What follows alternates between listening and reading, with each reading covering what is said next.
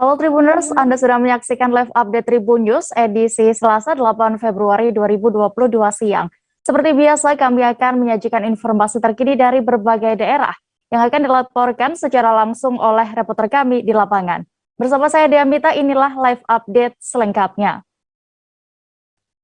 Kita menuju kabar pertama Tribuners dari Jawa Tengah.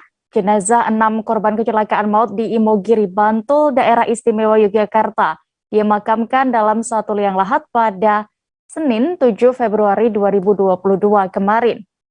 Pemakaman dilakukan di TPU Gedong, Dusun Kedung Rejo, Desa Meranggen, Sukoharjo, Jawa Tengah. Suasana rumah duka di Desa Meranggen, Kecamatan Polokarta pun diselimuti duka. Informasi lengkapnya akan disampaikan reporter Tribun Solo, ada Agil Setiawan yang kini sudah bergabung bersama kami. Halo rekan Agil. Ya, selamat siang rekan Dea dan Tribuners. Selamat siang rekan Agil, bisa Anda informasikan terkait bagaimana keterangan saksi terkait kronologi kejadian laka maut ini?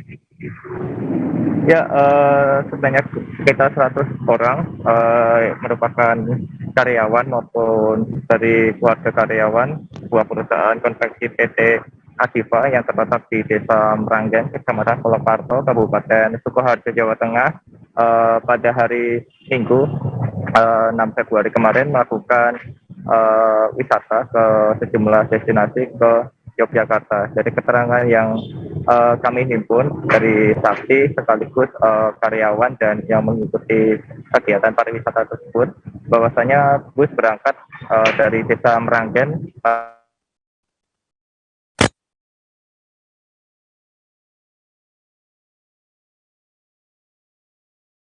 Halo rekan Agil.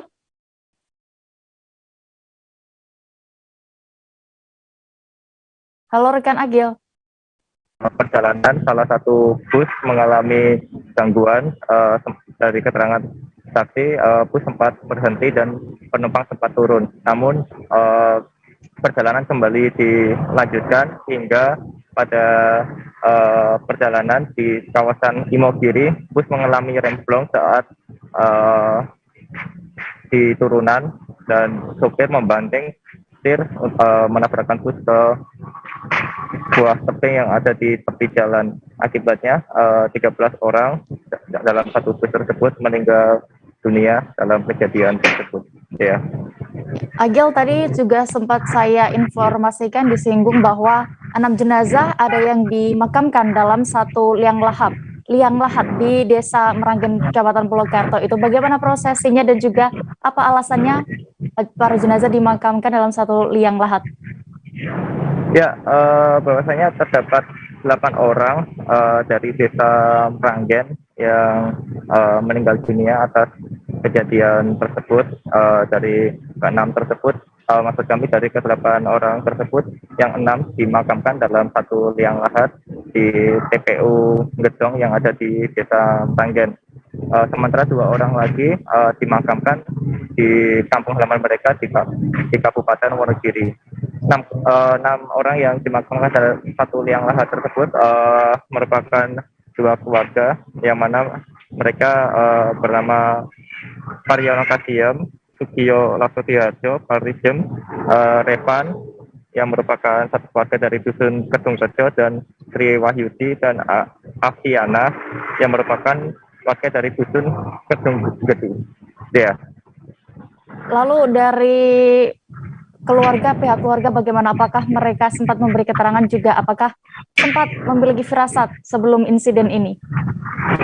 Ya, dari wawancara kami terhadap salah satu keluarga korban yang meninggal bernama Pak Sugianto, bahwasanya sebelum berangkat dia sempat diajak oleh istrinya yang saat itu mengikuti wisata di Yogyakarta. Namun dia memutuskan untuk tidak ikut, dan saat itu ada 9 orang anggota keluarganya yang ikut dalam wisata tersebut.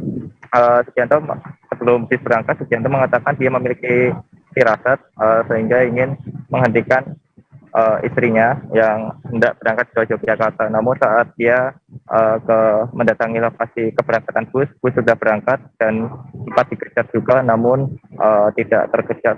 Lalu pada sore harinya Sugianto mendapati kabar bahwasannya bus yang ditumpangi oleh istri, anak dan cucunya mengalami kecelakaan tersebut. Ya. Baik, terima kasih rekan Agel Tri Setiawan untuk laporan Anda. Selamat bertugas kembali. Kita beralih ke Sumatera Utara. Tribuners, Lanal Tanjung Balai Asahan mengamankan 34 orang PMI ilegal yang nyaris tenggelam di perairan Tanjung Tiram, Kabupaten Batubara. Para PMI ilegal ini nyaris tenggelam akibat kapal kandas, di mana saat diamankan 34 PMI ilegal ini sudah bertaruh nyawa akibat melintasi lumpur yang hampir menenggelamkan seluruh badan mereka. Detail informasinya akan dilaporkan oleh Alif, wartawan dari Tribun Medan yang kini sudah bergabung bersama kami di sana. Halo rekan Alif. Halo Dea. Bisa dijelaskan bagaimana kronologi kapal pengangkut PMI ilegal ini kandas di perairan Batubara? Iya, terima kasih Dea. Perlu dijelaskan bahwasanya pertama kali kejadian ini pada Minggu sekitar pukul 22 WIB malam, di mana 34 PMI ilegal tersebut dikumpulkan di satu lapangan. Nah, saat itu mereka menunggu kapal sekitar tengah malam pukul 00.00 WIB Senin. Nah, di mana saat mereka menyeberangi laut menuju Malaysia, kapal yang ditumpangi oleh 34 PMI ilegal tersebut mengalami kebocoran, sehingga kapal tersebut kandas dan tidak bisa meneruskan perjalanan. Namun karena kapal kandas, 34 PMI tersebut terpental dan sempat terjatuh, sehingga bertaruh nyawa mengiringi lumpur yang ada di perairan tersebut. Ya. Lalu apakah jalur tikus Batubara ini dan sekitar memang sering dilakukan untuk penyelundupan PMI ilegal? Ya, terima kasih. Tempat di Batubara sendiri memang sering terjadi penyelundupan, di mana banyak kasus yang terjadi di sini. Seperti contoh yang waktu kejadian ada tenggelam kapal di Malaysia, ternyata hal tersebut melalui jalur Batubara. Nah, di hari yang sama juga sekitar pukul 3 dini hari, Senin 3 dini hari, Kodim 0208 Asahan juga mengamankan sebanyak 58 PMI ilegal di rumah penampungan, Dea. Ya, terakhir rekan Alif, terkait ini apa sebenarnya alasan mereka melintasi jalur tikus tersebut dan apa tujuannya? Bisa diinformasikan? Iya, Dea, terima kasih. Untuk mereka menempuh jalur tikus ini dikarenakan akses ke Malaysia saat ini sedang ditutup. Namun karena mereka faktor ekonomi, mereka terpaksa harus melintasi hal tersebut ya. Baik, Tribuners, terkait insiden ini rekan wartawan kami sudah melakukan wawancara bersama Letkol Laut PAan Prana Tuah Sebayang selaku dan Lanal Tanjung Balai Asahan. Berikut liputan lengkapnya untuk Anda. Dalam hal ini Polsek Labuan Lumpu, sini ada Pak Kapolsek dan juga ada dari Polair.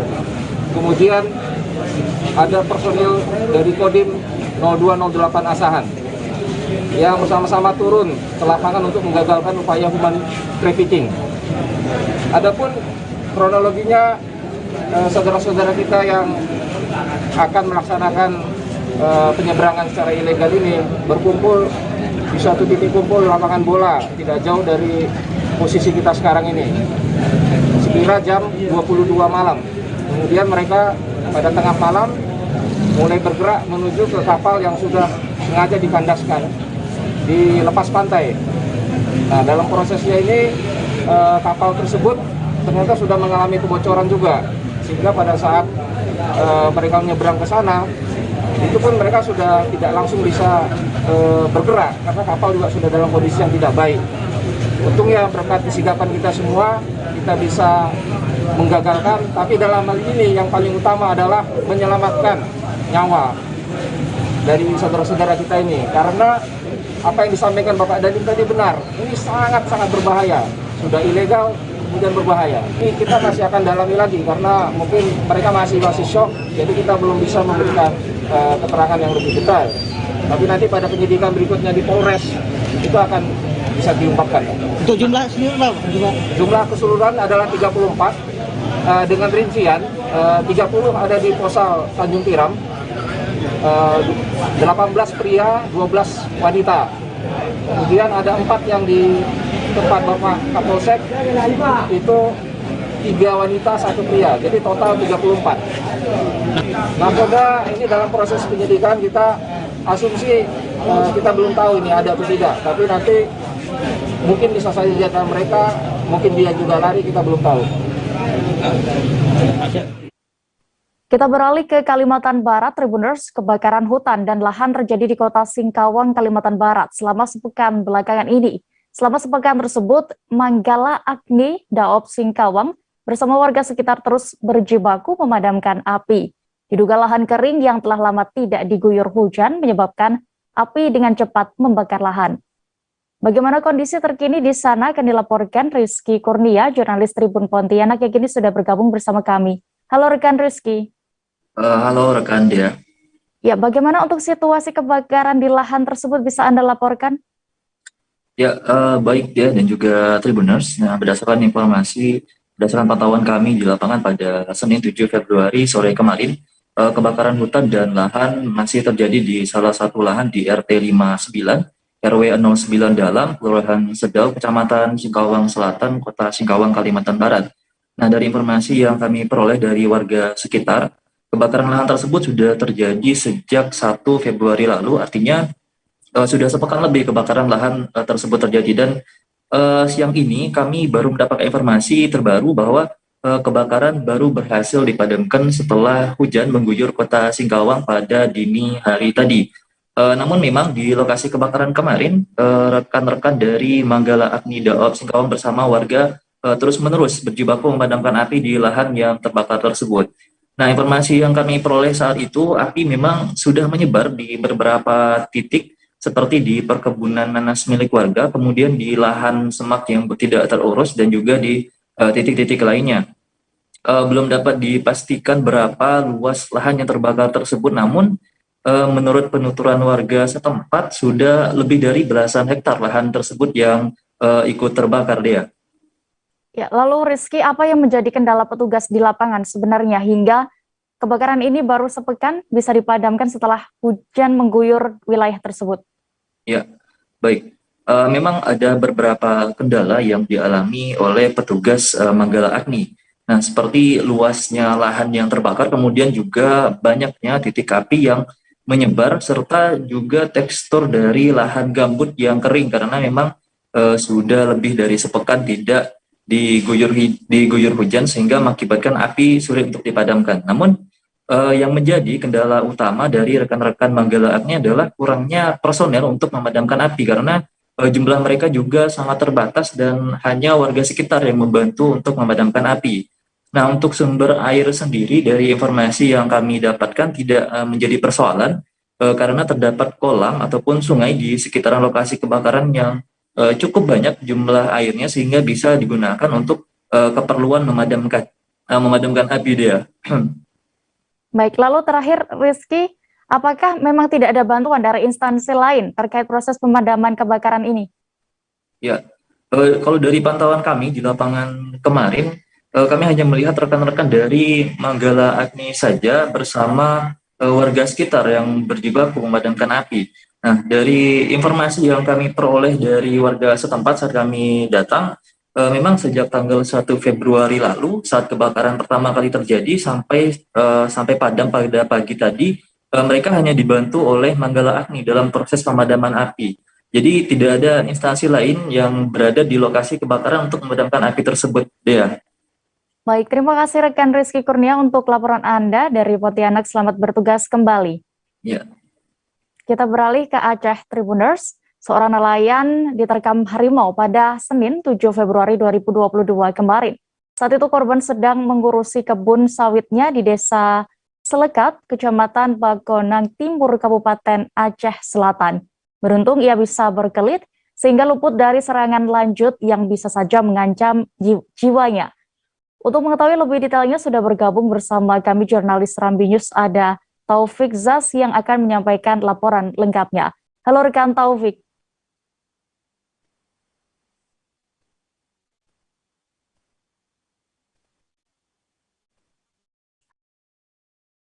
Bisa mendengar dari studio?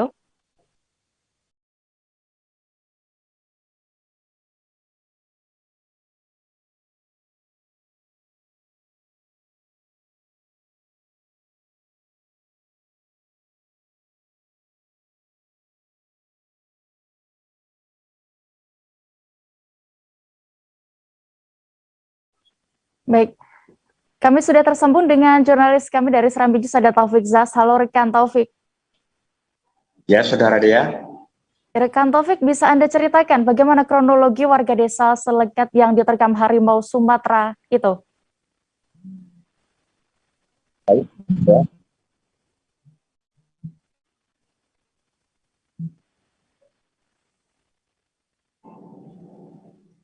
Baik, Saudara Dea.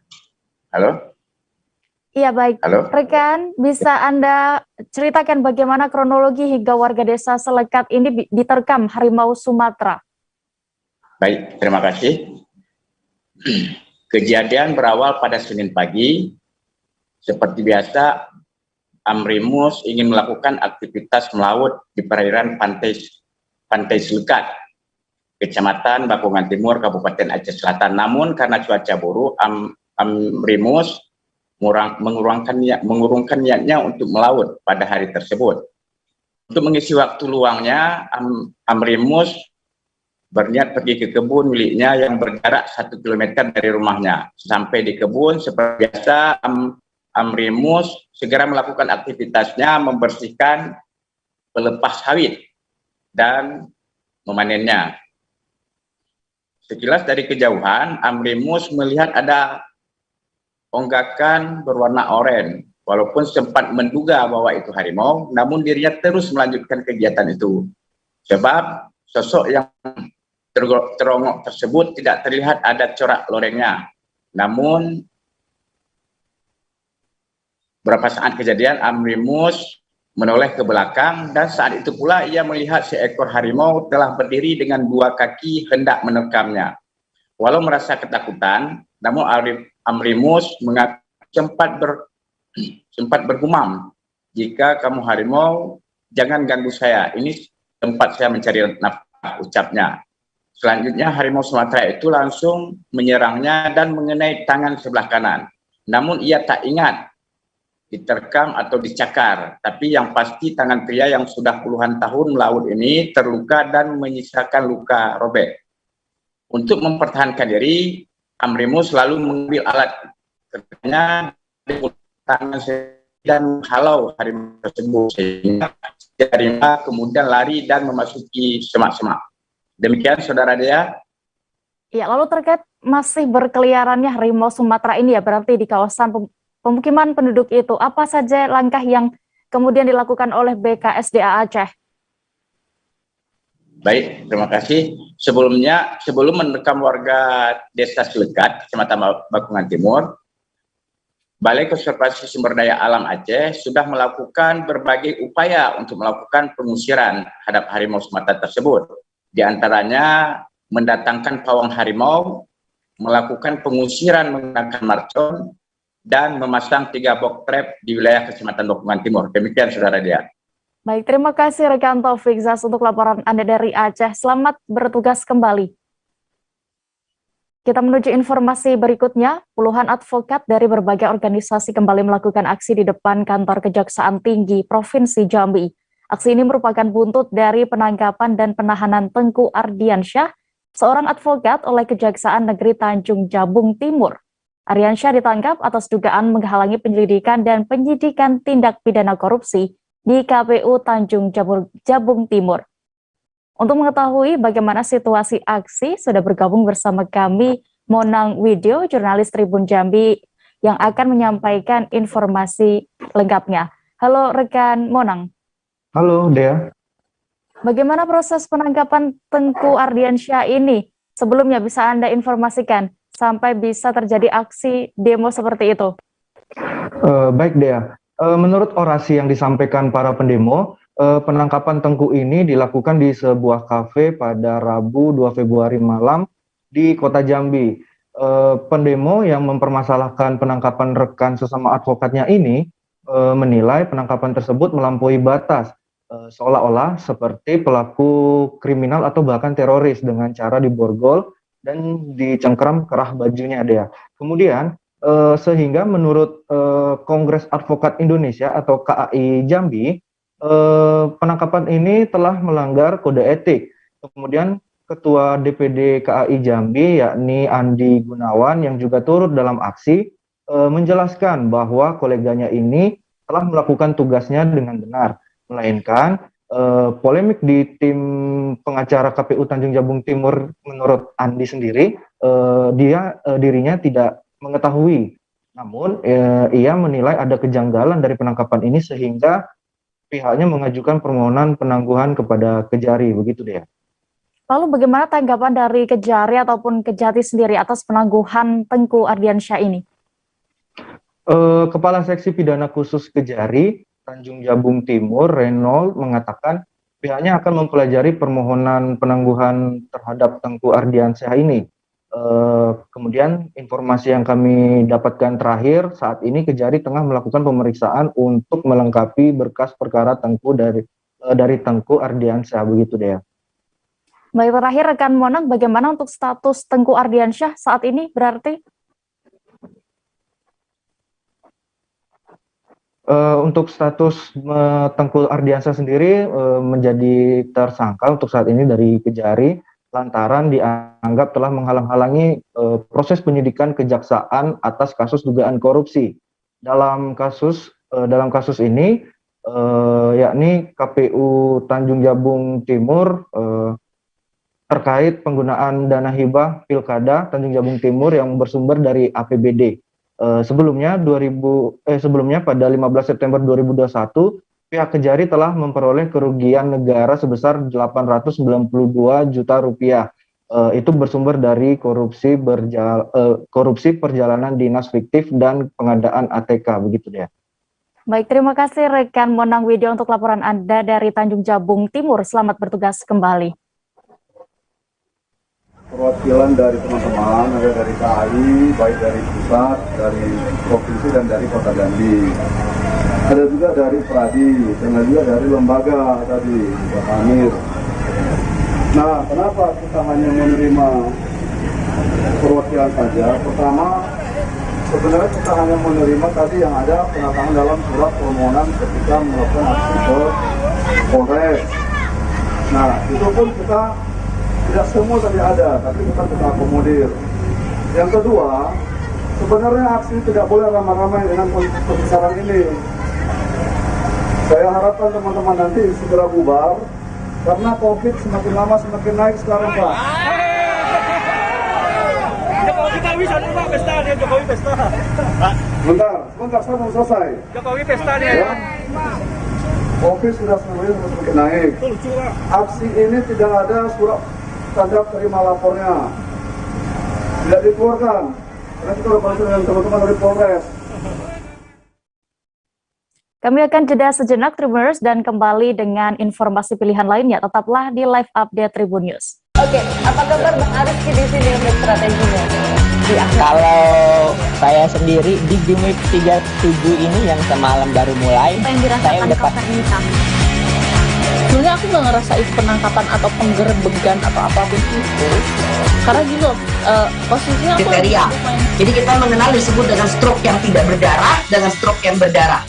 Stroke yang tidak berdarah itu biasanya ditandai dengan adanya penyumbatan. Kalau itu penyumbatan di sini mungkin pikirnya tidak ke situ kali ya, tapi kalau di Korea atau di Kamboja itu ada beberapa paper yang saya itu mas ya dulunya tukang koran. Oh gitu ya, tukang koran ya, saya baca itu Pak. Tuh kan pernah baca kan ya. Jadi kalau saya jadi tanggal itu udah bersyukur banget si anak ini dijadikan sebagai tersangka begitu ya. Kalau ini kita bicara yang di luar kasus Sebongombo ya, dengan nama hujan shower, di mana terdapat batas jelas antara daerah hujan dan tidak hujan yang biasanya terjadi pada fase awal mature stage atau tahap berbahaya itu Kang. Jadi mulai artinya terjadinya perlembekan. Nah itu untuk penetrasi akan sulit gitu ya. Dok, saya ini menurut saya memang tidak mudah, bukan urusan tanah diambil. Kalau misalnya Amerika Serikat sekarang, Rasulullah mengatakan dalam sebuah hadis bahwa berpuasa di 6 hari Syawal itu. Kembali di live update, kita menuju kabar berikutnya. 2 aparatur sipil negara dan mantan pejabat di Nusa Tenggara Timur menjadi tersangka dugaan tindak pidana korupsi. Mereka diduga terlibat pengelolaan aset pemerintah daerah di Desa Batu Cermin, Kecamatan Komodo, tahun 2012 hingga 2015. Tersangka diketahui berinisial R yang merupakan ASN yang masih berstatus aktif dan satu tersangka lain berinisial ACD mantan pejabat di Kabupaten Mabar. Kabar selengkapnya akan disampaikan rekan wartawan dari Pos Kupang ada Gecio Viana yang kini sudah terhubung bersama kami. Halo rekan Gecio. Halo, selamat siang rekan Dea, selamat siang Tribuners dimanapun Anda berada. Gecio, bisa dijelaskan rincian kasus yang menjerat para pelaku ini terkait dugaan pengelolaan aset Pemda Manggarai Barat? Baik, tim penyidik dari Kejaksaan Negeri Manggarai Barat menetapkan sebanyak 3 tersangka dalam kasus dugaan korupsi pengelolaan aset Pemda Manggarai Barat. Kasus ini diduga bergulir sejak tahun 2012 hingga 2015 dan saat itu para 3 tersangka ini yakni AS, R, dan ACD merupakan ASN dan pejabat publik di Kabupaten Manggarai Barat. AS dan R pada waktu itu merupakan pegawai di bagian tata pemerintahan. Dalam hal ini AS merupakan Kabak Tata Pem dan R merupakan staf di bagian Tata Pem. Kasus ini bergulir sejak 2012 hingga 2015 saat pemerintah Manggarai Barat melakukan proses ganti rugi atas lahan milik masyarakat yang pada waktu itu dijadikan sebagai lahan untuk pembangunan bandar udara Komodo. Saat proses tukar guling inilah tim penyidik melihat ada dugaan tindakan korupsi yang dilakukan oleh ketiga tersangka. Sebelumnya dalam tahapan penyelidikan hingga penyidikan, pihak Kejari juga telah memeriksa sebanyak 61 saksi selama 1 tahun terakhir ini dan pada kemarin telah menetapkan sebanyak 3 tersangka. Demikian rekan Dea. Baik, lalu berapa kerugian yang disebabkan oleh kasus ini? Total kerugian keuangan negara yang diakibatkan dari kasus ini sekitar 124 miliar rupiah. Selain itu, pihak penyidik juga mengamankan sejumlah barang bukti di antara uang tunai lebih dari 2 miliar dan 19 titik bidang atau 19 titik bidang tanah di wilayah Desa Batu Cermin, Kecamatan Komodo, Kabupaten Manggarai Barat. Ya, rekan Gecio, tadi Anda sebutkan sebelumnya bahwa ketiganya sudah ditetapkan sebagai tersangka. Apakah mereka juga langsung ditahan dan bagaimana untuk proses hukum selanjutnya? Untuk tersangka dengan inisial R dilakukan penahanan kemarin dan untuk tersangka dengan inisial AS dan ACD sebelumnya telah menjalani penahanan di rutan Kota Kupang karena terjerat kasus yang lain. Demikian rekan Dea. Baik, Tribuners, terkait kasus ini, rekan jurnalis kami sudah mendapatkan keterangan dari Kepala Kejaksaan Negeri Mabar, Bambang Dwi Murcolono. Berikut liputan lengkapnya. Yang 2 itu PNS. PNS, yang satunya mantan pejabat. Yang mantan inisial dari AS dan R. Masih. Nanti ya dalam pembuktian nanti, dalam persidangan nanti bisa diberikan ya. Karena ini pada ya, silakan. Kita gali ini. Kalau memang ada mencukupi 2 alat minimal 2 alat bukti, maka tidak ada kemungkinan akan ada tersangka lain. Ya, karena nanti pada prosesnya, apabila nanti dalam proses penyidikan ini minimal terdapat 2 alat bukti, maka kita tetapkan sebagai tersangka. Kabar berikutnya datang dari Provinsi Lampung. Berpura-pura membeli pulsa di sebuah konter, seorang pria di Kota Bandar Lampung malah mencuri sebuah ponsel. Aksi pria berkaos merah itu terlihat jelas dalam rekaman CCTV konter HP di Jalan Mayor Salim Batubara, Kecamatan Teluk Betung Utara. Pria tersebut langsung kabur bersama temannya menggunakan sepeda motor setelah berhasil mencuri ponsel. Detail informasinya akan disampaikan Denny Saputra, reporter Tribun Lampung yang kini sudah bergabung bersama kami. Halo rekan Denny. Halo, selamat siang rekan. Selamat siang rekan Dini, bisa Halo, Dea. Anda Ya. informasikan kronologi kejadian pencurian ponsel ini di bagaimana? Baik, kronologi kejadian pencurian ponsel ini terjadi pada hari Sabtu, tanggal 5 Februari 2002 di Jalan Salim Batubara, Kupang Tebet, Teluk Betung Utara, Bandar Lampung. Saat itu kronologinya penjaga counter sedang melayani sejumlah konsumen, namun tiba-tiba ada seorang pria yang datang yang ingin mengisi pulsa. Namun saat mengisi pulsa, penjaga counter menunggu karena lantaran belum menunggu untuk menerima pembayaran. Namun pria ini juga tidak membayar dan akhirnya belum ditransfer oleh si penjaga counter. Saat lengah, tiba-tiba si pria tersebut atau pelaku merampas handphone penjaga counter dan membawa kabur. Seperti itu kronologinya. Bagaimana reaksi penjaga counter saat itu, saat ponselnya diambil oleh pencuri? Baik, untuk saat itu reaksi penjaga counter spontan langsung mengejar pelaku. Kemudian saat itu pelaku lari kabur ke arah jalan Diponegoro. Namun saat itu saat dikejar korban, pelaku di situ rekan pelaku sudah menunggu dan kabur ke arah jalan tersebut. Gitu. Rekan Denit, terakhir apakah kasus ini sudah dilaporkan kepada pihak berwajib dan sudah ditangani? Untuk laporan kejadian peristiwa itu pemilik counter belum melaporkan ke pihak berwajib gitu. Baik, terima kasih rekan Denis Saputra untuk laporan Anda dari Lampung. Selamat bertugas kembali. Kita beralih ke Jawa Barat. Pelatih futsal berinisial MN alias GJ 30 tahun dibekuk Satreskrim Polres Bogor di kediamannya Kecamatan Kelapa Nunggal, Kabupaten Bogor. Ia ditangkap pasca viralnya kabar dugaan pelecehan seksual sesama jenis kepada anak di bawah umur. Polisi saat ini tengah mendalami kasus tersebut sembari proaktif mencari korban-korbannya. Selengkapnya akan disampaikan wartawan Tribun Bogor, ada Naufal Fauzi, yang kini sudah bergabung bersama kami. Halo rekan Naufal. Halo Dea.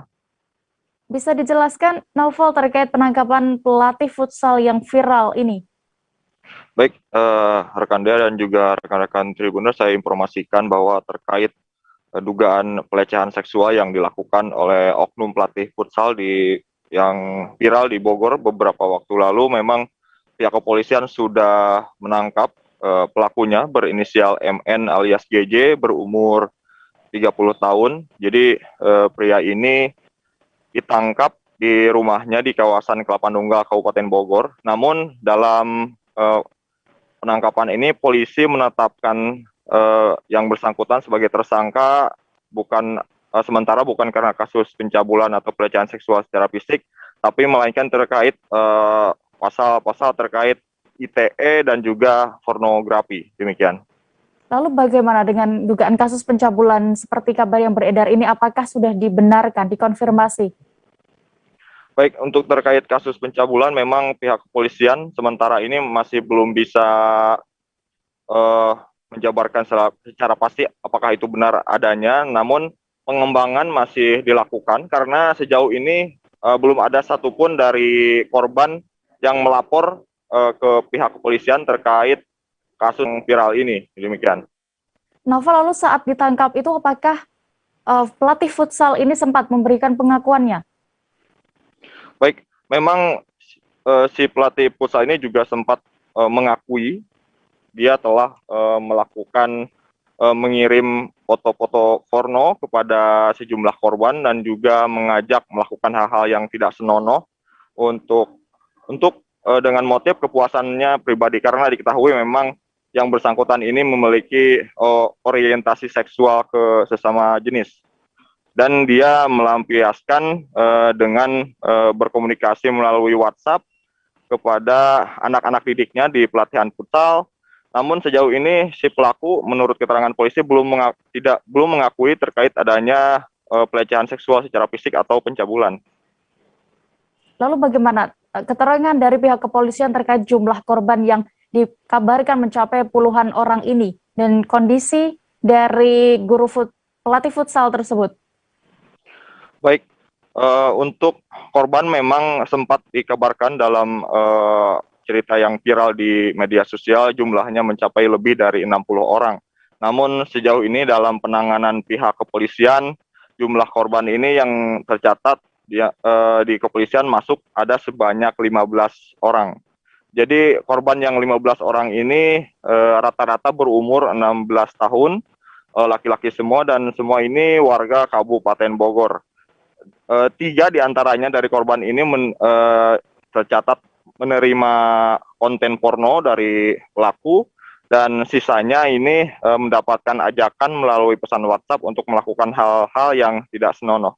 Dan pihak kepolisian mengaku terkait dugaan pencabulan masih dalam pengembangan dan tidak menutup kemungkinan nantinya jumlah korban akan bertambah jika memang ditemukan ada korban yang melaporkan telah menjadi korban pencabulan dari tersangka tersebut. Baik, terima kasih rekan Naufal Fauzi untuk laporan Anda dari Bogor. Selamat bertugas kembali.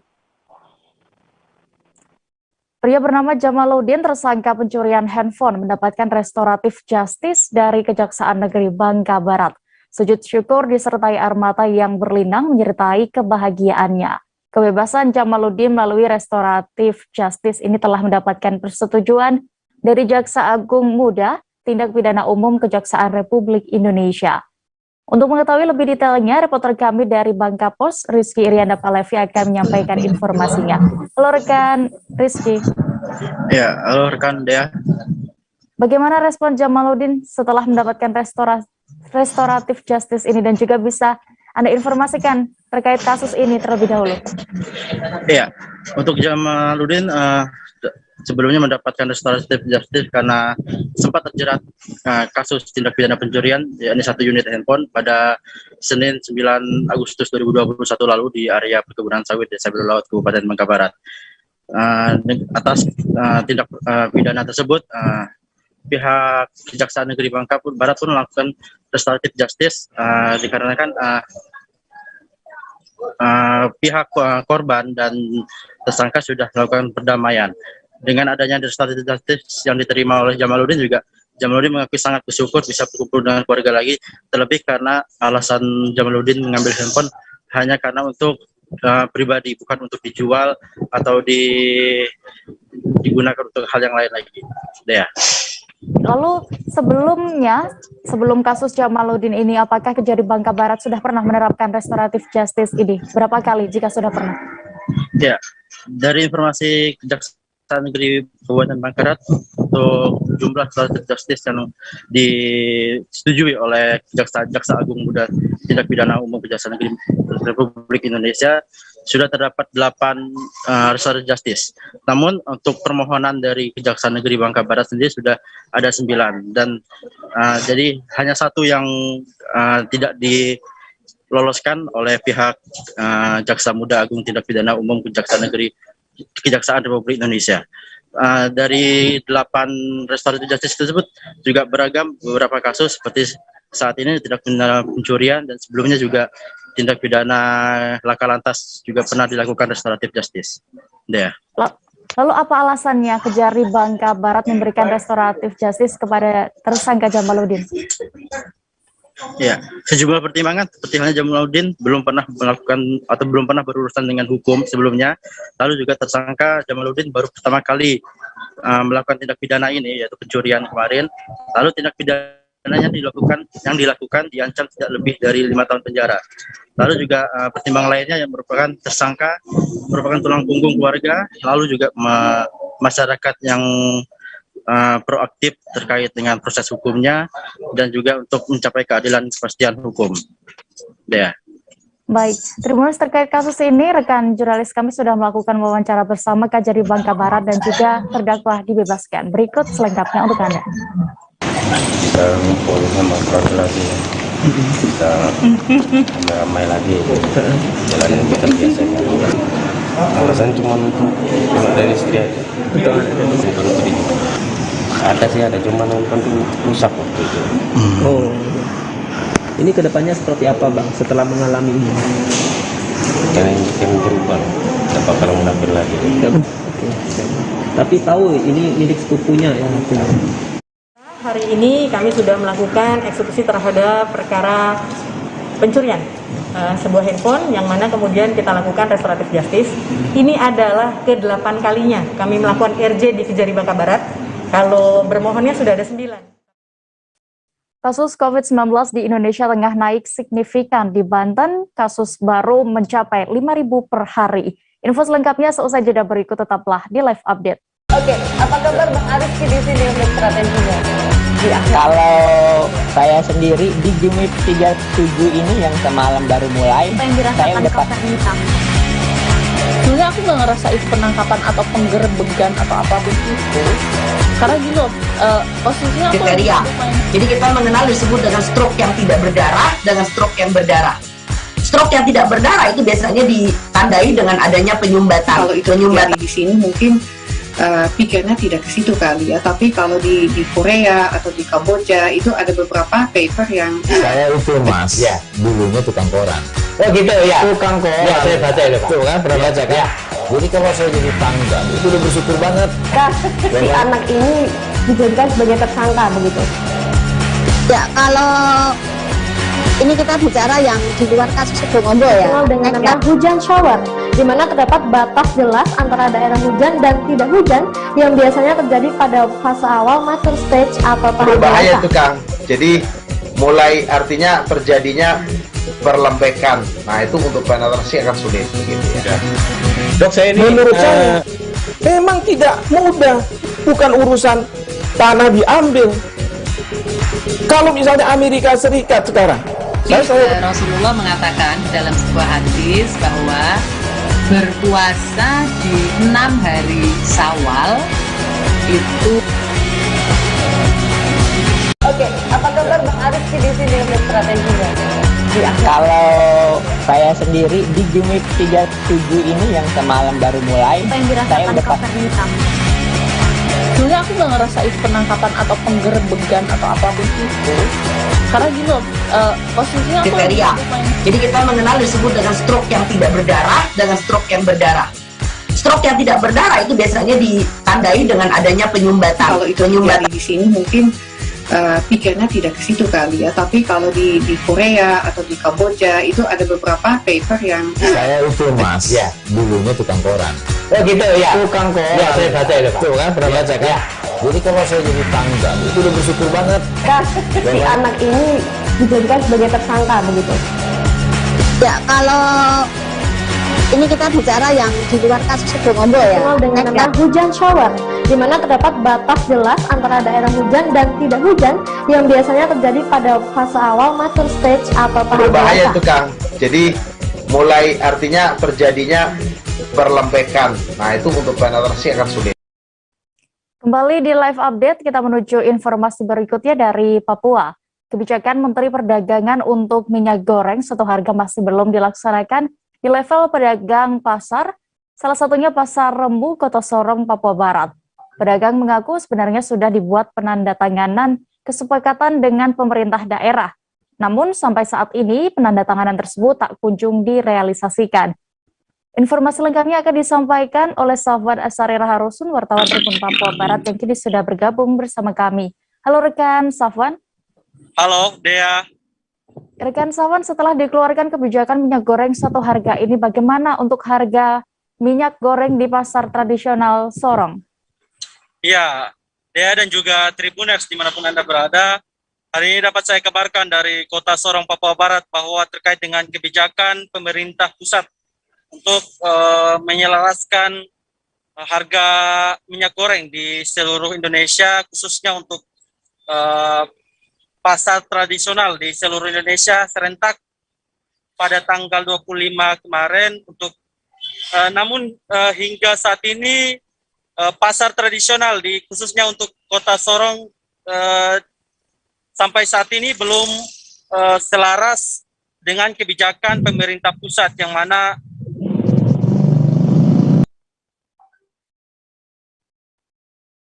Halo rekan Safwan. Halo rekan Dea. Baik, silakan dilanjutkan. Ya, terkait dengan kebijakan minyak goreng satu harga yakni 14.000 serentak untuk pasar tradisional di seluruh Indonesia. Sampai saat ini di Kota Sorong sendiri belum dilaksanakan minyak goreng satu harga tersebut. Sebab sampai saat ini belum ada kesepakatan secara resmi oleh pemerintah daerah dengan pedagang di pasar tradisional tersebut. Ya.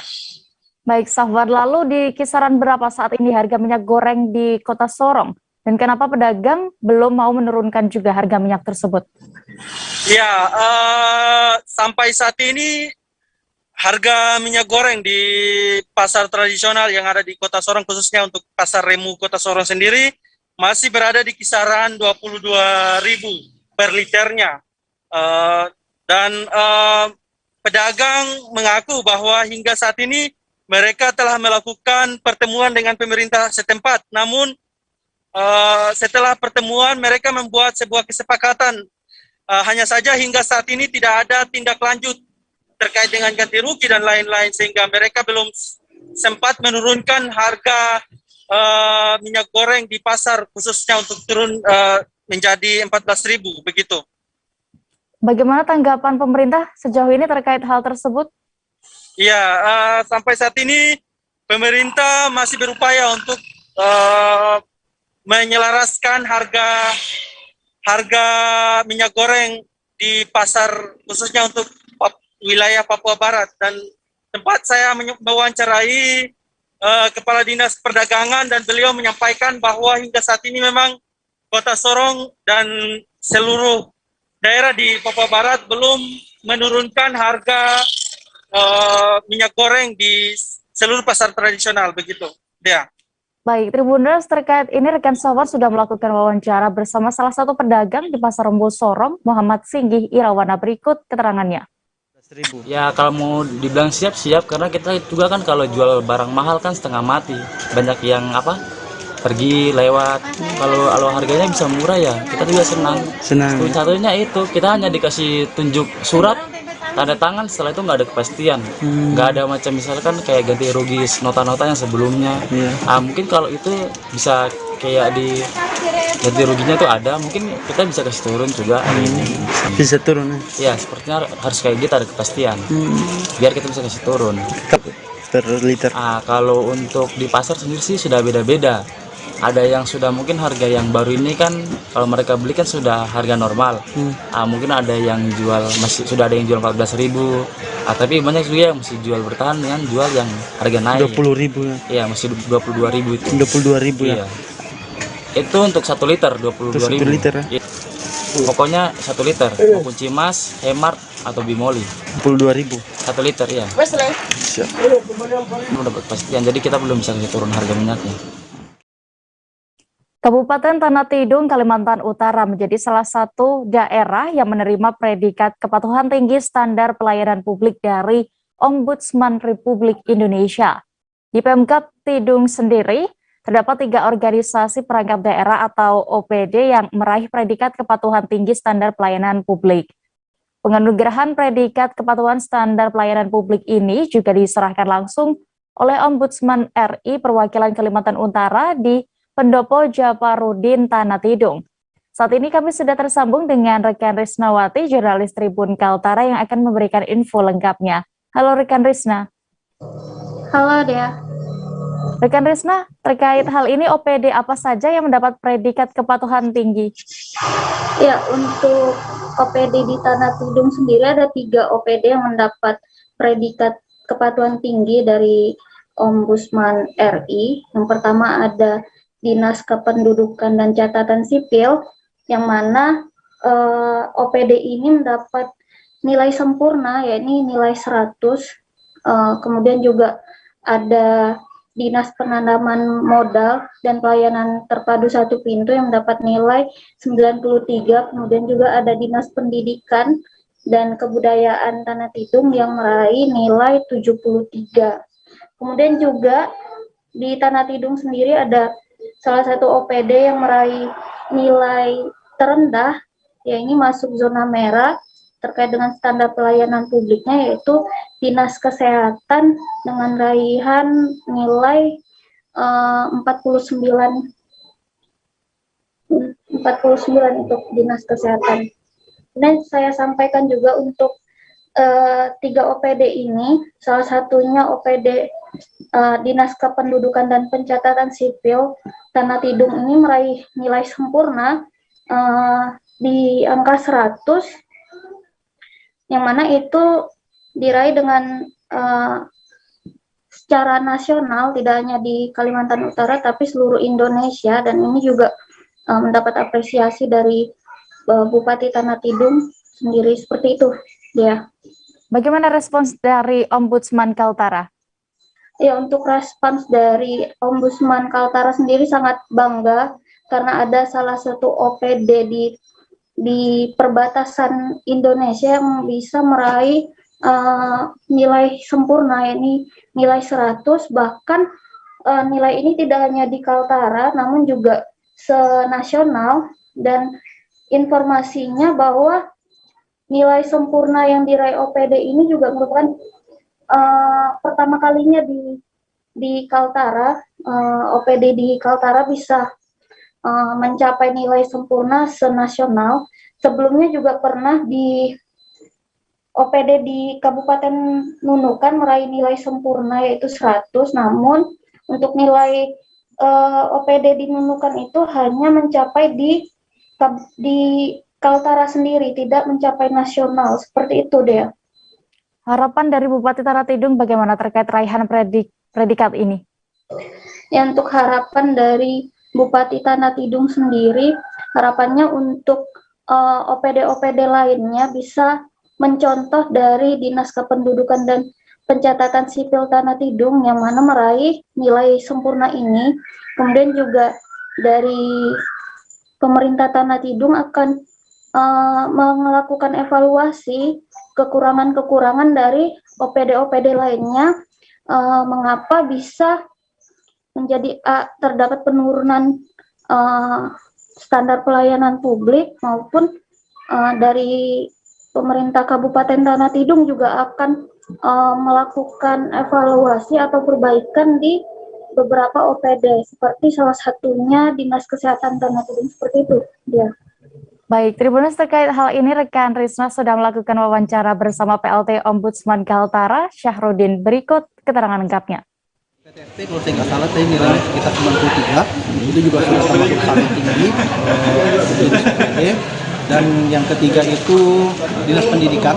Dinas Pendidikan ini saat ini masih di zona kuning 73, termasuk juga satu OPD lagi yaitu Dinas Kesehatan, ini masih berada di zona merah di nilai 49. Jadi kita itu kan penilaian berdasarkan produk layanan. Jadi berdasarkan produk layanan kita mengambil sampling, ada beberapa produk layanan yang kita sampling di setiap OPD.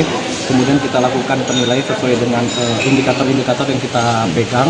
Nah, ternyata untuk Kabupaten Tanah Tidung, jadi bukan hanya offline-nya dan juga online-nya pun, elektroniknya pun mereka terpenuhi, sehingga bisa meraih nilai sempurna. Karena dalam penilaian Ombudsman di tahun 2021 itu agak sedikit berbeda dengan penilaian tahun-tahun sebelumnya, di mana tahun sebelumnya kita hanya menilai secara berkas fisiknya saja, tapi untuk tahun 2021 itu kita juga menilai elektroniknya, artinya apa yang ditampilkan di website-nya.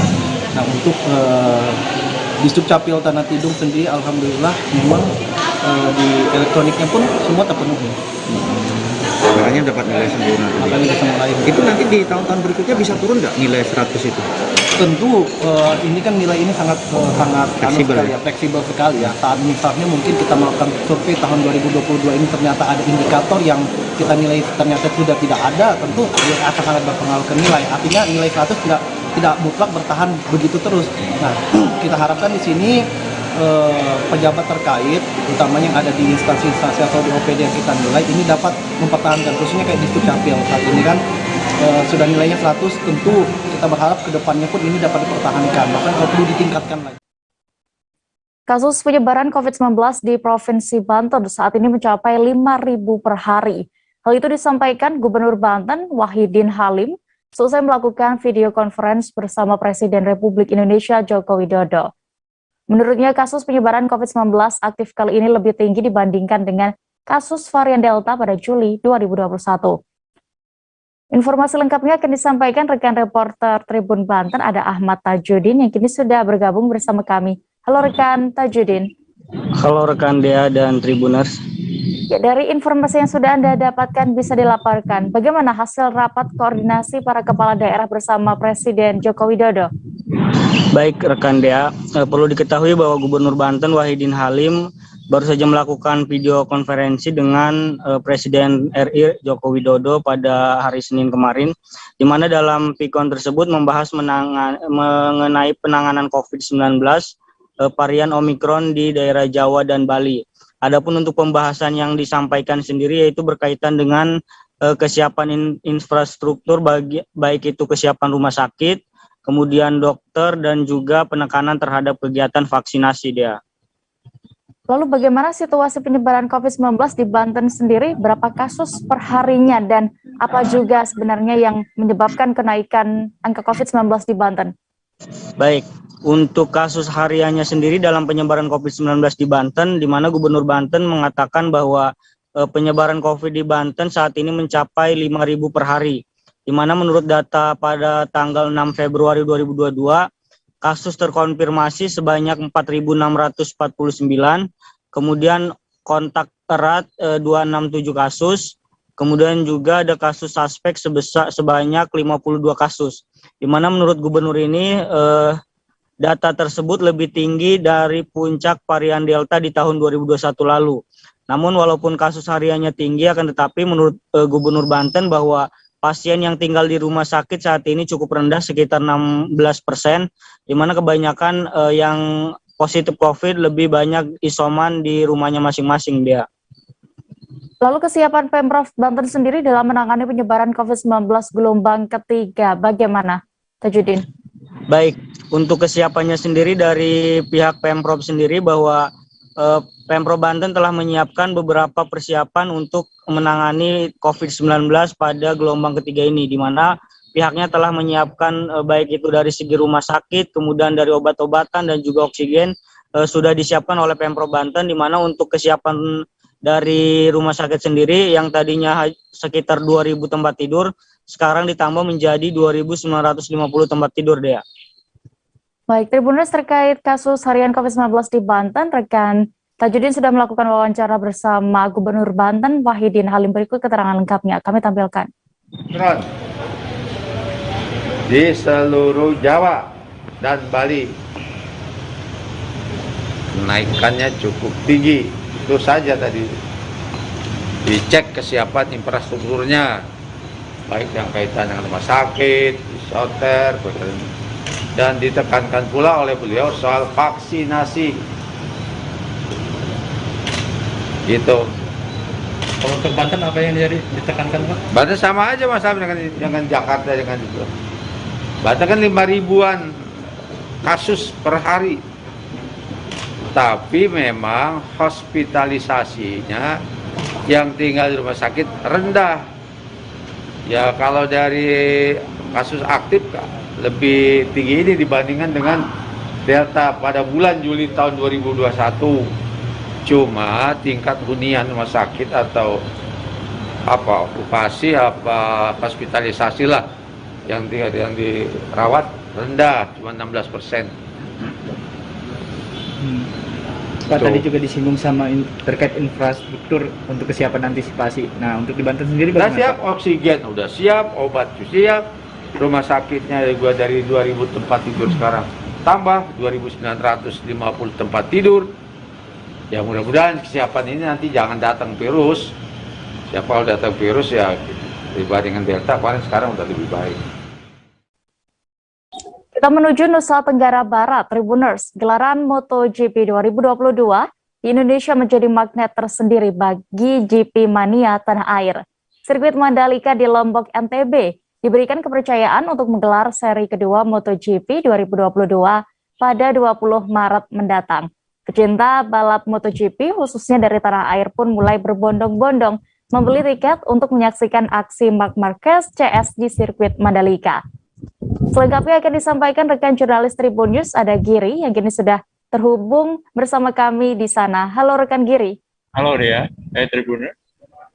Sejauh mana Giri perkembangan penjualan tiket untuk MotoGP 2022 ini dari data yang sudah Anda terima? Baik, dari data yang sudah diterima disampaikan oleh Wakil Direktur MGPA, Cahyadi Wanda, kemarin sudah ada 50% dari penjualan tiket, tapi untuk penjualan ini tidak semasif untuk 2 minggu jelang hari H, jadi agak dipending terlebih dahulu dan fokus untuk tes pramusim ini di bulan Februari ini. Ya. Fokus yang dilakukan MGPA sendiri dalam penjualan tiket bagaimana? Baik, untuk yang ditekankan terlebih dahulu adalah untuk penonton dalam negeri ya yang pasti, kemudian kabarnya maksimal untuk penonton adalah 800 orang, sedangkan lebih dominan kepada tamu undangan meliputi menteri, sponsor, dan partner dari MGPA sendiri. Ya, terakhir rekan Giri, sejauh ini provinsi mana yang paling banyak animonya dalam pembelian tiket? Baik, sejauh ini dari Cahyadi Wanda mengabarkan bahwa ada 4 provinsi, ada Jawa Barat, kemudian ada DKI Jakarta, Banten, dan Jawa Timur. Baik, Tribuners, terkait hal ini rekan jurnalis kami sudah melakukan wawancara bersama Wakil Direktur Mandalika Grand Prix Association, Cahyadi Wanda. Selengkapnya. Tidak semuanya akan datang dari sini ya, akan ada juga dari masyarakat Lombok. Saya berharap sih masyarakat Lombok bisa meramaikan ini dan bisa memenuhi target itu. Tapi kalau saya yang penting penonton merasakan experience yang beda dan super baru. Itu dulu kalau saya. Karena kan dengan Grand sendiri kapasitasnya naikkannya itu kan ada general admission. Kita akan fokus dulu yang di Grand Stand. Nah, Grand Stand sendiri kapasitasnya hanya 50.000. Ya 100.000 itu yang general admission. Jadi memang fokusnya dalam kami lebih ke yang Kalau yang 50% itu dari mana saja? Oke, nih menarik. Pembeli paling banyak itu Jawa Barat, DKI Jakarta, Banten, Jawa Timur. Itu 4 besar. Yang 15 juta tadi? Oh, enggak, menyeluruh data yang kami terima itu 4 bagian dari provinsi yang memimpin penjualan tiket. Dari luar negeri kita memang belum fokus ke luar negeri ya, kita memang fokus ke dalam negeri domestik itu. Tapi ada ya dari luar negeri. Kita belum terima datanya. Data yang kita terima dari partner penjual tiket lebih ke domestik. Mungkin dari secara demografi wilayah itu memang pecinta berat MotoGP ya. Kalau yang kita lihat, karena penjualannya paling cepat di sana. Awalnya Jawa Timur tuh nomor 1, lama-lama disusul oleh Jawa Barat. Karena memang momentum pre-season ini membuat orang, wah, lihat, sirkuit kita akan dites, mereka beneran datang ke sini. Memang kan di dalam berjualan tiket, peak penjualan itu biasanya adalah 2 minggu sebelum event, selalu kan. Jadi kita juga, kenapa kita belum push promosinya besar-besaran, memang kita menunggu momentumnya. Momentum berjualan tiket memang kita strateginya nanti di bulan Februari pertengahan setelah pre-season, di sana promosi kita akan besar-besaran dan akhirnya menuju ke event, momentum peak-nya akan sesuai dengan target. Tribuners, kami akan jeda lagi sejenak, tetaplah di live update. Oke, apa kabar Bang Arief di sini untuk strateginya? Kalau saya sendiri di Jumip 37 ini yang semalam baru mulai, saya udah pasti. Sebenarnya aku nggak ngerasa itu penangkapan atau penggerebegan atau apapun itu, karena gitu posisinya aku kriteria. Jadi kita mengenal disebut dengan stroke yang tidak berdarah dengan stroke yang berdarah. Stroke yang tidak berdarah itu biasanya ditandai dengan adanya penyumbatan. Kalau itu penyumbatan di sini mungkin pikirnya tidak ke situ kali ya, tapi kalau di Korea atau di Kamboja itu ada beberapa paper yang saya itu mas ya dulunya tukang koran. Oh gitu ya, tukang koran ya, saya baca itu tuh kan, pernah baca kan ya. Jadi kalau saya jadi tangga itu udah bersyukur banget. Si anak ini dijadikan sebagai tersangka begitu ya. Kalau ini kita bicara yang di luar kasus Situbondo ya, dengan nama hujan shower, di mana terdapat batas jelas antara daerah hujan dan tidak hujan yang biasanya terjadi pada fase awal mature stage atau tahap berbahaya itu Kang. Jadi mulai artinya terjadinya berlembekan. Nah itu untuk penetrasi akan sulit begitu ya. Dok, saya ini menurut saya memang tidak mudah, bukan urusan tanah diambil. Kalau misalnya Amerika Serikat sekarang, Rasulullah mengatakan dalam sebuah hadis bahwa berpuasa di 6 hari Syawal itu. Oke, apa kabar Bang Arif di sini untuk strateginya? Kalau saya sendiri di Jumip 37 ini yang semalam baru mulai, saya udah sebenarnya aku nggak ngerasa itu penangkapan atau penggerebegan atau apapun itu, karena gini loh, posisinya aku kriteria. Jadi kita mengenal disebut dengan stroke yang tidak berdarah dengan stroke yang berdarah. Stroke yang tidak berdarah itu biasanya ditandai dengan adanya penyumbatan. Kalau itu terjadi di sini mungkin pikirnya tidak ke situ kali ya, tapi kalau di Korea atau di Kamboja itu ada beberapa paper yang saya itu Mas, ya dulunya tukang koran. Oh gitu ya, tukang koran. Ya saya baca itu Pak. Tuh kan pernah baca kan? Ya. Jadi kalau saya jadi tanggal itu udah bersyukur banget. Si anak ini dijadikan sebagai tersangka begitu. Ya kalau ini kita bicara yang di luar kasus Sidong Ombo ya, dengan nama hujan shower, di mana terdapat batas jelas antara daerah hujan dan tidak hujan yang biasanya terjadi pada fase awal mature stage atau tahap berbahaya itu Kang. Jadi mulai artinya terjadinya perlembekan. Nah itu untuk penetrasi akan sulit begitu ya. Dok, saya ini menurut saya memang tidak mudah, bukan urusan tanah diambil. Kalau misalnya Amerika Serikat sekarang, Rasulullah mengatakan dalam sebuah hadis bahwa berpuasa di 6 hari Syawal itu. Oke, apa kabar Bang Arif di sini untuk strateginya? Kalau saya sendiri di Jumip 37 ini yang semalam baru mulai, saya udah sebenarnya aku nggak ngerasa itu penangkapan atau penggerebegan atau apapun itu, karena gini loh, posisinya aku kriteria. Jadi kita mengenal disebut dengan stroke yang tidak berdarah dengan stroke yang berdarah. Stroke yang tidak berdarah itu biasanya ditandai dengan adanya penyumbatan. Kalau itu terjadi di sini mungkin pikirnya tidak ke situ kali ya, tapi kalau di Korea atau di Kamboja itu ada beberapa paper yang saya itu Mas, ya dulunya tukang koran. Oh gitu ya, tukang koran. Ya saya baca itu Pak. Tuh kan pernah baca kan? Ya. Jadi kalau saya jadi tanggal itu udah bersyukur banget. Si anak ini dijadikan sebagai tersangka begitu. Ya kalau Terima kasih Anda masih setia menyaksikan live update Tribun News. Kita menuju informasi berikutnya. Semifinal Suratin Cup digelar di Stadion Kelabat Manado pada Senin 7 Februari 2022 kemarin. Pertandingan antara PS Minahasa Utara melawan Bolsel FC berlangsung sengit dari awal pertandingan. Sempat terus menekan di awal babak, PS Minut akhirnya harus takluk dari Bolsel FC dengan skor 1-0. Laporan lengkapnya akan disampaikan rekan Arthur Rompis, jurnalis Tribun Manado yang kini sudah bergabung bersama kami. Halo rekan Arthur. Ya, selamat sore Dia dan Tribuners. Selamat sore rekan Arthur. Bagaimana jalannya pertandingan bisa Anda laporkan saat itu? Ya, kemarin berlangsung pertandingan semifinal Suratin Cup U13 antara PSMU Minahasa Utara melawan Bolsel FC. Jadi jalannya pertandingan lumayan seru karena diwarnai dengan saling jual beli serangan. Namun agaknya Dewi Fortuna masih lebih memihak ke Bolsel FC. Itu terbukti dengan gol yang diceploskan pada babak pertama yang berawal dari scrimmage di depan gawang yang bisa dimanfaatkan oleh penyerang dari Bolsel FC menjadi gol. Jadi ini adalah pertandingan semifinal dan dengan demikian Bolsel FC masuk ke babak final nanti dan akan melawan PS Manado yang juga menang di pertandingan babak semifinal. Demikian dia. Ya, rekan Arthur, kami mendapatkan kabar bahwa Firman Utina kemarin juga turut menonton pertandingan ini. Bisa Anda informasikan?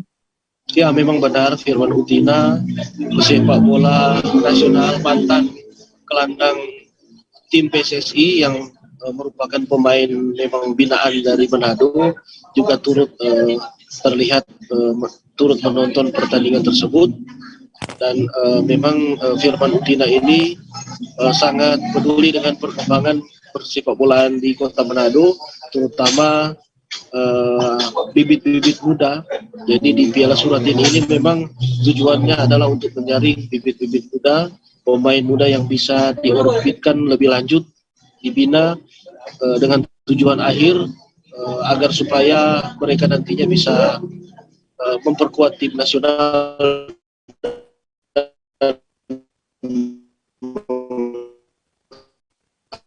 mengharumkan nama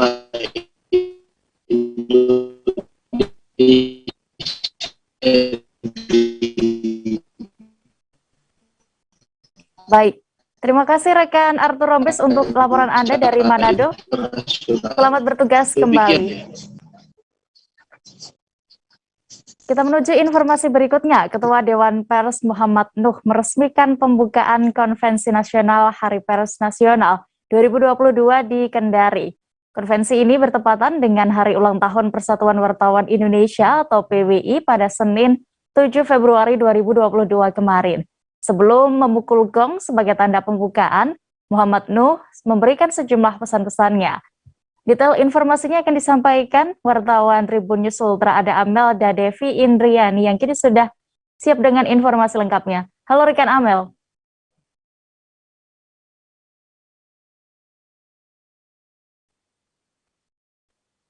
Halo rekan Amel.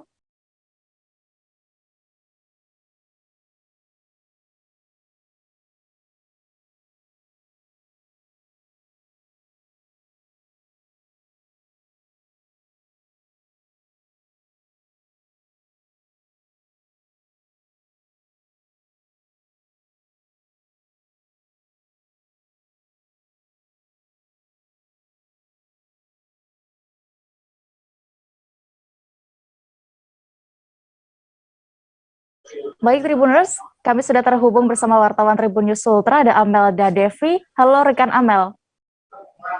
Ya, halo Dea. Rekan Amel, bagaimana suasana pembukaan Konvensi Nasional Media Massa ini sebagai rangkaian HPN 2022 di Kota Kendari, Sulawesi Tenggara? Bisa Anda informasikan? Ya, baik. Terima kasih Dea. Jadi kegiatan Konvensi Nasional Media ini merupakan rangkaian Hari Pers Nasional 2022 di Kota Kendari, Sulawesi Tenggara. Ya, jadi kegiatan Konvensi Media Nasional ini berlangsung di Hotel Claro Kendari pada kemarin, Senin 7 Februari 2022. Ya, pelaksanaan pembukaan ini berlangsung secara hybrid, secara online, dihadiri di Hotel Claro sendiri dan hybrid melalui Zoom. Ya, untuk suasananya sendiri kemarin terlihat antusias pers sendiri, mulai dari seluruh Indonesia yang sempat hadir ke lokasi langsung, juga ada beberapa masyarakat umum yang juga menyempatkan hadir di pembukaan konvensi kemarin. Ya, pada saat pembukaan kemarin sempat asisten satu profesor memberikan sambutannya menyambut kehadiran para tamu HPN 2022 dan kegiatan konvensi kemarin dibuka langsung oleh Dewan Pers yakni Muhammad Nuh.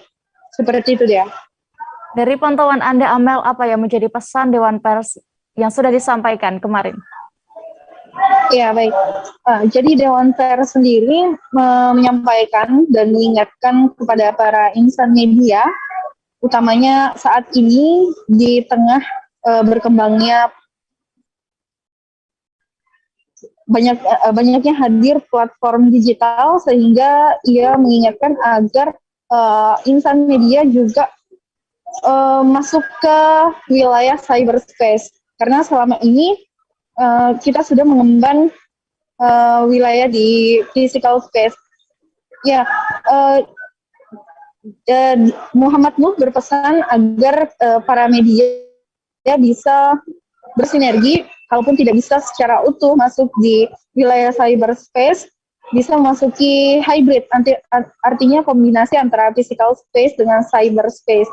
Ya, ini guna mengikuti perkembangan zaman ya. Dan juga Muhammad Nur juga menyampaikan di pembukaan kemarin untuk melindungi pers di tengah banyaknya platform digital. Dewan Pers juga sudah mengajukan rancangan undang-undang atau beberapa rancangan mengenai payung perlindungan hukum bagi pers ke Menteri Menpolhukam dengan agar disampaikan ke DPRD untuk ditindaklanjuti apakah nantinya menjadi undang-undang atau peraturan pemerintah yang nantinya bisa menjadi payung hukum bagi pers. Seperti itu deh. Baik, Tribuners, rekan Amelda juga sudah melakukan wawancara bersama pihak terkait Hari Pers Nasional. Berikut liputan lengkapnya untuk Anda. Untuk perpanjangan antara Polri dengan Dewan Pers, karena itu salah satu yang sangat membantu teman-teman untuk mendapatkan perlindungan supaya tidak terkena undang-undang KUHP. Itu semuanya nanti berujuk ke Dewan Pers. Insya Allah nanti tanggal 9. Kalau poin-poin dalam MOU-nya ada pembaruan tidak, Pak? Ada beberapa yang penting, intinya gimana caranya memastikan kawan-kawan jurnalis itu sepanjang dia melaksanakan tugas sebagai jurnalis itu kita pastikan tidak orang lain, tapi masuk ke dalam ranah pers, undang-undang pers, sehingga Dewan Pers yang akan menjadi penyelesai. Intinya itu aja, kita jangan sampai panjangnya nanti dibawa ke polisi atau dibawa ke pengadilan, karena tugas jurnalistiknya. Tapi kalau orang lain yang bukan melaksanakan tugas jurnalistik, ya lain lagi kan, dia tidak punya SIM, ya tidak punya surat izin sebagai jurnalis, ya tidak dapat. Ya kita itu hanya khusus untuk teman-teman jurnalis yang melaksanakan tugas-tugas jurnalistik. Hadirin yang berbahagia, sebagai penutup saya ingin mengingatkan sekali lagi bahwa penggunaan teknologi digital saat ini adalah sebuah keniscayaan. Kita harus mampu mengarungi dunia digital ini agar tidak tertinggal dari bangsa-bangsa lain. Melek teknologi digital adalah keharusan, termasuk bijak bermedia sosial. Media massa harus membantu menyediakan konten-konten mendidik untuk tujuan tersebut. Akhir kata, saya ingin mengucapkan selamat Hari Pers Nasional 2022 bagi seluruh insan pers Indonesia. Selamat berdiskusi dan semoga konferensi ini dapat membuahkan masukan komprehensif bagi pemerintah, utamanya dalam membangun kedaulatan nasional di bidang teknologi informasi dan digitalisasi media. Mudah-mudahan Allah Subhanahu wa Ta'ala senantiasa memberikan inayahnya dan meridai segala upaya yang kita lakukan. Informasi tadi sekaligus menutup perjumpaan kita dalam live update siang ini. Tribuners, lantaran masih di tengah pandemi, kami kembali mengingatkan untuk Anda selalu menerapkan protokol kesehatan dimanapun berada, meski sudah mendapat vaksin 2 dosis lengkap. Jangan lupa juga Tribuners saksikan live update Tribun News berikutnya pukul 4 sore di seluruh kanal YouTube Tribun Network. Saya Diamita beserta kru yang bertugas pamit. Terima kasih dan sampai jumpa. Jangan lupa like, subscribe, dan share ya.